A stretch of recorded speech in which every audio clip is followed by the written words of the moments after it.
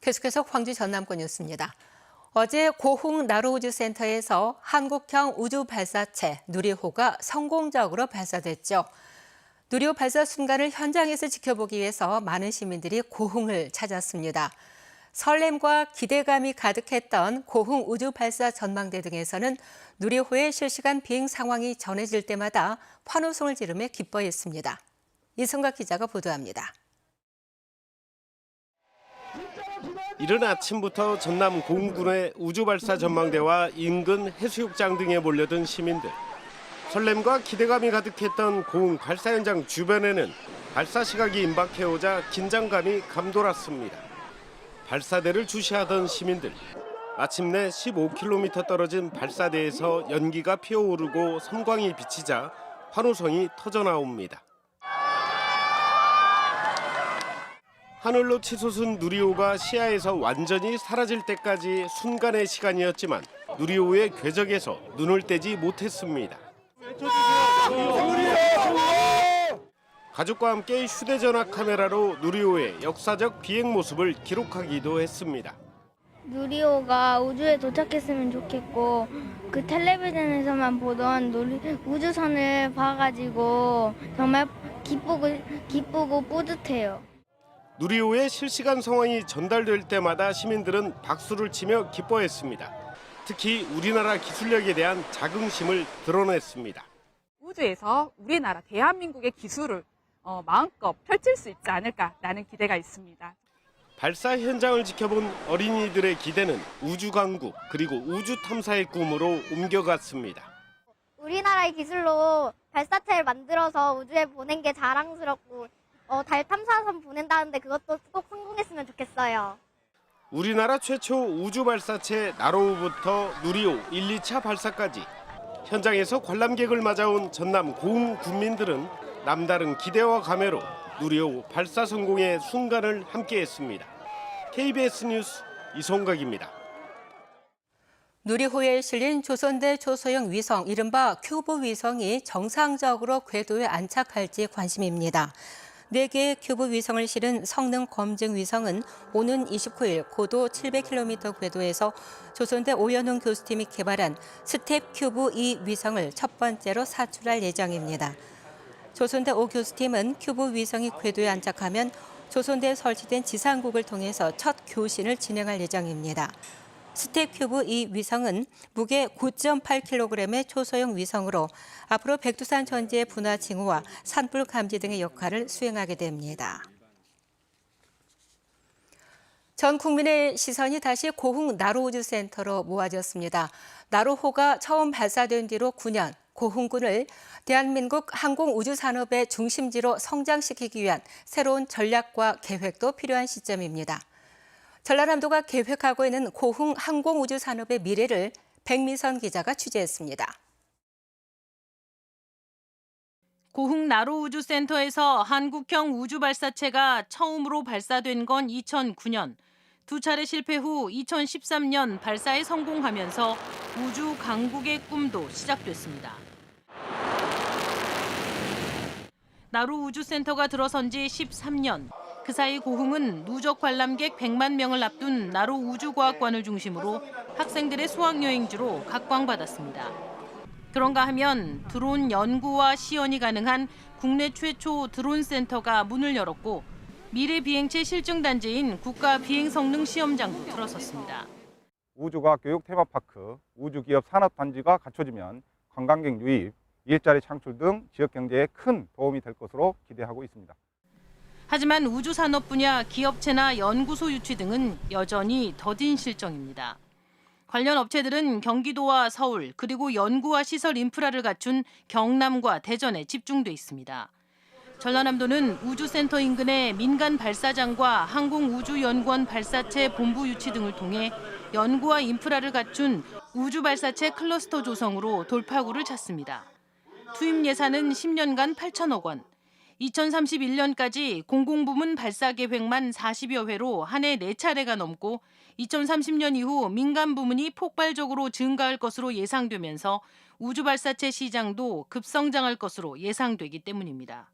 발사체 클러스터 지정과 함께 거기에 기업들을 지원할 수 있는 연소 시험장이라든가 종합 시험 시설들을 집중적으로 차질 없이 추진할 계획입니다. 발사체 발사 장소라는 상징성을 넘어 항공우주 산업을 미래 산업으로 키우기 위한 전라남도의 발걸음도 빨라지고 있습니다. KBS 뉴스 백미선입니다. 해마다 장마철이 되면 전남 지역에선 농경지 침수 피해가 상당히 큽니다. 하천 관리나 수문 관리가 잘 돼야만 피해를 줄일 수 있을 텐데요. 농경지 침수 대비 상황을 살펴봤습니다. 김정대 기자입니다. 흙탕물이 벽끝까지 차올랐습니다. 시간당 60mm가 넘게 내린 비로 하천이 범람한 겁니다. 지난해 7월 집중호우로 해남에서만 5,200여 헥타르, 전남 농경지 2만 4천여 헥타르가 침수 피해를 봤습니다. 피해 지역을 다시 찾아가 봤습니다. 제방을 복구하고 하천 폭을 넓히는 공사가 한창입니다. 비가 많이 내리더라도 충분히 담을 수 있는 공간도 확보가 되고 그리고 위험한 부분이 정비되기 때문에 농민들은 한시름 났다면서도 배수 시설이 빠진 건 아쉽다고 말합니다. 물 빠짐이 철저히 좋아야죠. 그러니까 바다로 빨리 넘겨버리면 이 물이 빨리 빠질 수가 있잖아요. 그러니까 그 설치를 빨리 좀 해줬으면. 해남에 이어 두 번째로 농경지 피해가 컸던 강진 산해 간척지입니다. 바다로 물을 내보내는 수문을 제때 열지 못해 피해가 컸는데 올해는 자동 펌프장을 6개로 배 이상 늘려 대비하고 있습니다. 하지만 물때가 맞지 않으면 이것도 무용지물입니다. 바다가 민물이 들어온다까지요. 들어왔을 때 그때는 물을 못 빼요. 사리 때만 물을 뺄 수가 있어요. 많이 들고 많이 날 때.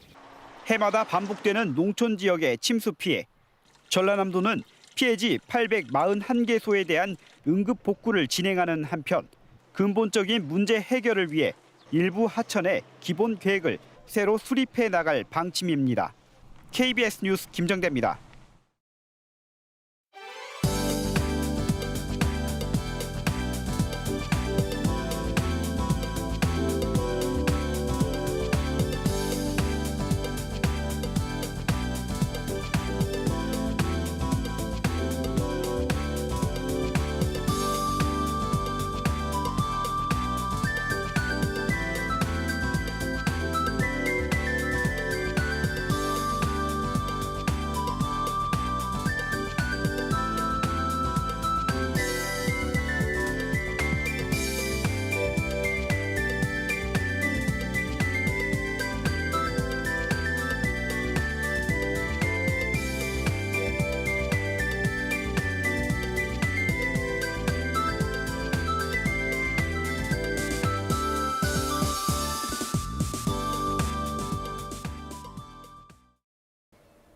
오늘도 무더위가 계속되겠습니다. 오늘 한낮 기온이 어제보다는 1에서 3도가량 낮겠지만 높은 습도에 체감온도는 33도를 웃도는 곳들이 많겠는데요. 기온이 크게 오르는 광주와 전남 10개 시군에는 폭염주의보도 발효 중입니다. 전남 동부 내륙 지역은 오늘 오후에 최대 40mm의 소나기가 내리겠습니다. 내리는 동안 강하고 또 천둥 번개를 동반할 수 있어 주의하셔야겠습니다. 내일부터는 본격적으로 장맛비가 내리겠습니다. 아침에 비가 시작이 되겠고요. 금요일 늦은 오후에 잠시 그치겠지만 토요일 아침에 다시 내리겠습니다. 우선 내일까지 예상 강우량은 20에서 80mm인데요. 시간당 20mm 안팎의 강한 비가 내릴 수 있어 대비하셔야겠습니다. 다음은 자세한 지역별 날씨입니다. 오늘 대체로 맑겠고요. 아침 기온과 낮 기온 모두 어제와 비슷하거나 1에서 3도가량 낮겠습니다. 광주의 현재 기온 25도 가리키고 있고요. 낮 기온 33도까지 오르겠습니다. 곡성과 구례의 낮 최고 기온 34도로 어제만큼 덥겠습니다. 목포의 한낮 기온 28도, 강진 32도, 완도 30도까지 오르겠고요.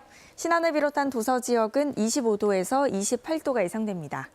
바다의 물결은 남해서부 먼바다에서 최고 2.5m로 다소 높겠고 곳곳에 바다 안개가 짙게 끼어 있습니다. 내일은 비가 내리면서 더위가 다소 누그러지겠습니다. 날씨였습니다. 광주 지역 일선 경찰관들이 경찰국 신설 권고안에 대해서 유감을 표했습니다. 광주경찰청 직장협의회는 어제 성명을 내고 헌법과 경찰법 정신을 부정하는 행안부 경찰국 신설 움직임을 폐기할 것을 촉구했습니다. 이들은 경찰의 수사 권한이 주어졌다는 이유로 행안부가 일방적인 경찰 통제에 나서는 것은 유신 시대와 군사 독재 시대로 되돌려 경찰을 장악하고 이용하려는 의도라고 비판했습니다. 전남자치경찰위원회가 출범 1주년을 맞아 인권의 최우선 가치를 두는 도민 인권 보호를 선언했습니다. 전남도청에서 열린 기념식에서 자치경찰위원회는 사회적 약자 보호 정책 수립 이행 등 치안 정책 추진 과정에서 지켜야 할 보편적인 기준과 의무를 담은 인권 보호 선언 22개 조문을 낭독했습니다. 자치경찰위원회는 지난 1년 동안 섬 안전 치안 정책 등 주요 안건 176건을 심의 의결했습니다. 전국공무원노동조합 전남교육청 지부가 공공도서관 공무원 피습 사건과 관련해서 안전관리 인력 추가 배치를 요구했습니다. 전남교육청 지부는 공공도서관 공무원의 안전을 위해서 교육당국이 업무 공간과 이용자 공간을 분리하고 비상벨 등 안전시설물을 보완하라고 촉구했습니다. 이에 앞서 지난 14일 고흥의 한 공공도서관에서 40대 남성 A씨가 책상에 앉아있던 직원 B씨를 향해서 흉기를 휘두르는 사건이 발생했습니다. 전국교직원 노동조합 광주지부가 어제 이정선 씨 교육감 당선인과 만나서 교사가 교육에만 전념할 수 있는 학교를 만들어달라고 부탁했습니다. 전교조 광주지부는 방과 후 학교 관련 업무, 행정사무 등 업무에서 교사를 배제해 교육에만 전념할 수 있도록 해달라고 요청했다고 밝혔습니다. 이에 대해 이 당선인은 교육청 산하에 시민교육협치진흥원 등을 설치해서 방과 후 학교와 돌봄 업무를 전담하게 하겠다고 약속했습니다. 광주에서 아동 급식 카드를 사용할 수 있는 식당이 16,000여 곳으로 늘어납니다. 광주시는 따로 급식 카드 가맹 등록을 하던 기존 꿈자람 카드 방식 대신 신한카드사를 통해서 자동 가맹이 되도록 한 아이꿈 카드를 다음 달부터 운영한다고 밝혔습니다. 뉴스를 마칩니다. 감사합니다.